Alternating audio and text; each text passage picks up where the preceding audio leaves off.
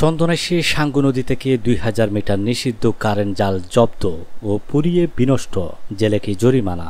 চট্টগ্রামের চন্দনাইশ থেকে বিশেষ প্রতিনিধি নুরুল আলমের প্রতিবেদনে বিস্তারিত।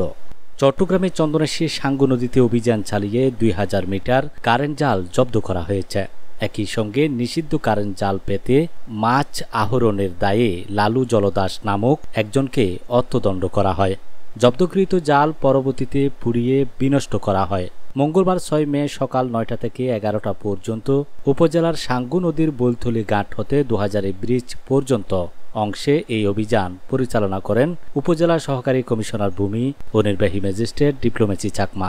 এ সময় উপজেলা মৎস্য কর্মকর্তা তানবির আহসান, পুলিশের একটি দল ও আনসার সদস্যরা, উপজেলা ভূমি অফিস ও উপজেলা মৎস্য দপ্তরের কর্মচারীরা উপস্থিত ছিলেন।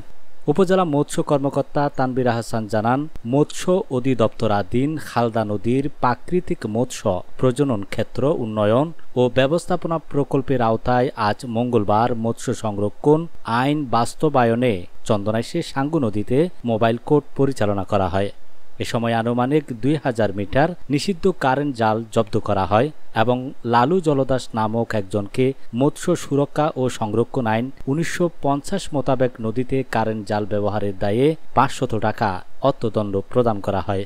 অভিযান পরিচালনাকারী উপজেলা সহকারী কমিশনার ভূমি ও নির্বাহী ম্যাজিস্ট্রেট ডিপ্লোমেসি চাকমা জানান, আজকের অভিযানে সাঙ্গু নদী থেকে ২০০০ মিটার নিষিদ্ধ জাল জব্দ করে ধ্বংস করা হয় এবং জেলেকে অর্থদণ্ডে দণ্ডিত করা হয়।